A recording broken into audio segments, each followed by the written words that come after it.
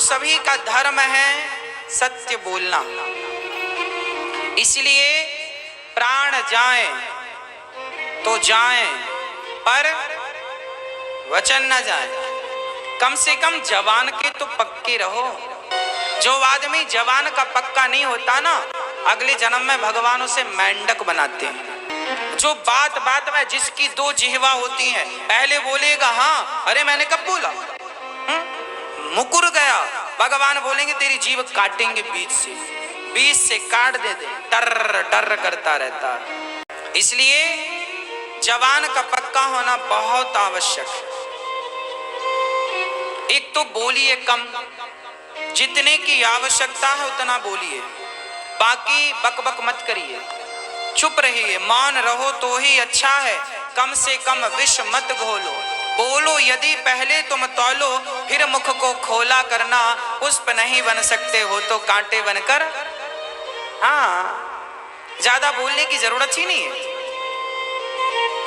बस बोलना है तो केवल नारायण, केवल राम, श्री कृष्ण, श्री सीताराम, श्रीमन नारायण, बस। इससे ज्यादा कुछ बोलने के लिए क्या है? क्या जमाने की बातें करके क्या मिलेगा? आप लोग बहुत बोलते हैं, जहां मिला मौका, खाने बैठे हैं तो बोल रहे हैं, घर में बैठे हैं भोजन बना रहे हैं तो बोल रहे हैं, पूजा करने बैठे तो बोल रहे हैं जमाने से। अरे थोड़ी देर के लिए तो मुंह को भी विश्राम दो। क्या बोलना है? क्या फायदा है सब बोल के जो बोल रहे हो? इसलिए हर क्षण भगवान का चिंतन हो। हर क्षण पता नहीं कौन सी श्वास तुम्हारी आखिरी श्वास हो और कौन सा शब्द आखिरी शब्द हो, इसलिए हर शब्द ब्रह्म सूचक हो। सुखदेव जी जब बोले हैं तो वरी आने से ते प्रश्न, ब्रह्म सूचक शब्दों से वाणी प्रारंभ की है। इसलिए आप भी इस बात को समझो, भगवान का चिंतन, भगवान का स्मरण ही समय का सदुपयोग है और भगवान का विस्मरण ही समय का दुरुपयोग है। अब आप समझो, आज लोग आते हैं, गुरुजी बड़े दुखी हैं, बड़े दुखी हैं। अच्छा एक बात बताएं, गेहूं बोने से क्या बढ़ता है? गेहूं खेत में बोया 1 कुंटल तो क्या बढ़ेगा? गेहूं बढ़ेगा। गेहूं 1 कुंटल बोया है 20 कुंटल आएगा। चने बोने से क्या बढ़ेगा? चना। आम की फसल बोने से क्या बढ़ेगा? बादाम की फसल बोने से।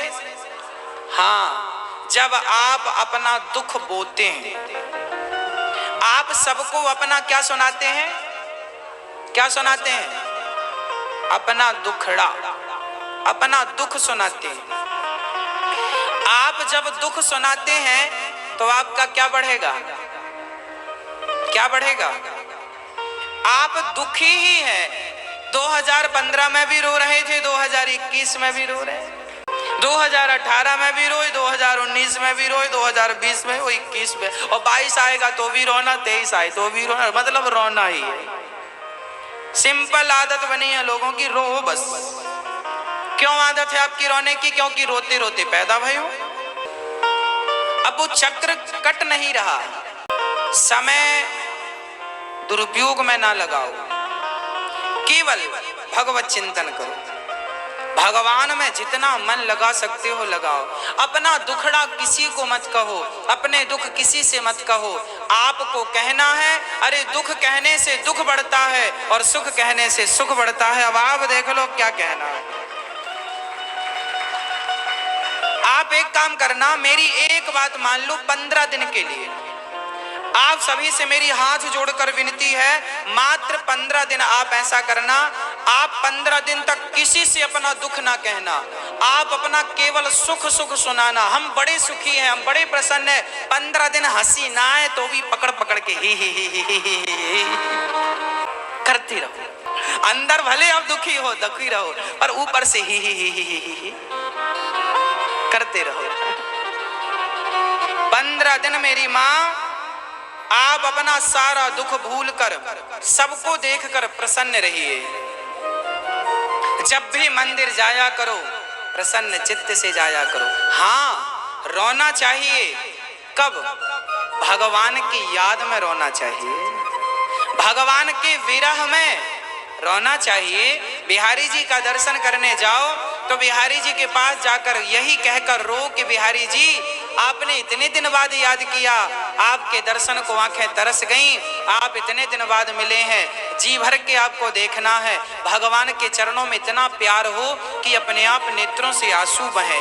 उस आंसू में कोई संसार की विषय वासना ना हो, कोई चाहत, कोई इच्छा ना हो, निष्कपट निश्चल आंसू होने चाहिए।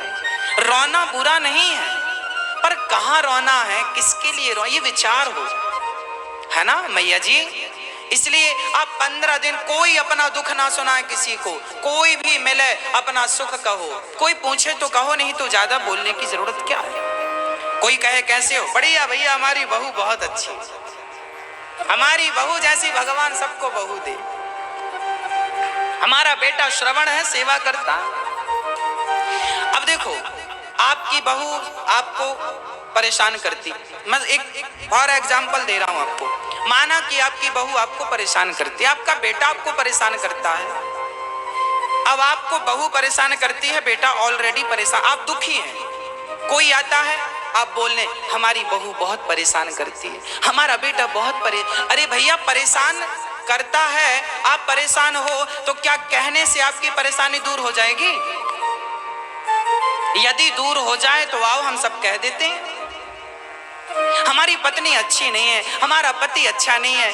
अरे अच्छा नहीं है माना कि, परंतु जमाने को डिंडोरा पीटने से होगा क्या? जमाने के सामने आंसू बहाने से होगा क्या? यदि हो जाए, चलो तुम्हारी सास अच्छी हो जाए लोगों के कहने से, हमारी सास अच्छी नहीं, अच्छी नहीं सबसे कहो तो क्या अच्छी हो जाएगी?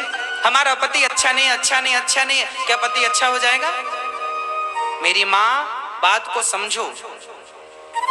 इसका अर्थ यही है कि दुख कहने से, अच्छा देखो, अभी आप पड़ोसन के पास बैठे, इस तरफ की पड़ोसन, सुनो बहू बहुत अच्छी नहीं, जैसी सोची थी वैसी दी रही भगवान ने। इसके घर गई तो वहां भी रोई, सीधा आधा का, और वो भी चिपका लगा गले, मत रो मत रो मत रो मत रो।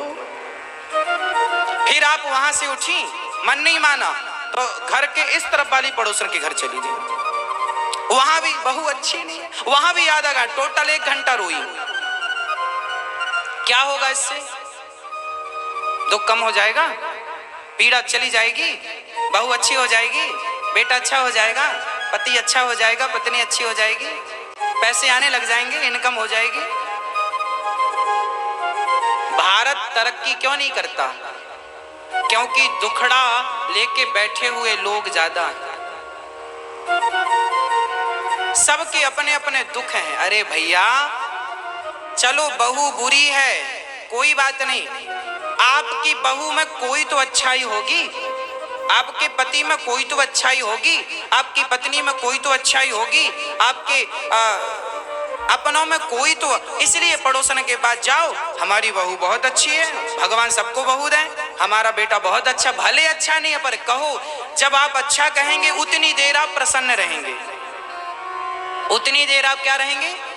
हाँ, जो समय रो रो के गुजरना था वो हंस हंस के गुजरेगा, और लोगों को ये लगेगा कि इनके घर में सब बढ़िया है। आपकी बातें दूसरे घर में नहीं जाएंगी, नहीं तो कल को आप तो अच्छे हो जाएंगे पर लोगों को कहने का अवसर तो मिल ही गया कि लो इनके घर में तो ये चल रहा है। इसलिए मेरी माँ, कोई फायदा नहीं है, आप बहुत प्रसन्न रहो, बहू बेटा बेटी नाती सबसे मन हटाओ, सीधा भगवान में मन लगाओ।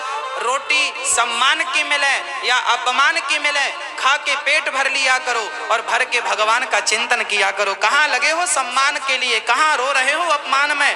अब समय निकल गया सम्मान अपमान का, अब भजन करो, उम्र पूरी हो रही है, इसी में उलझे रहेंगे क्या सम्मान और अपमान में?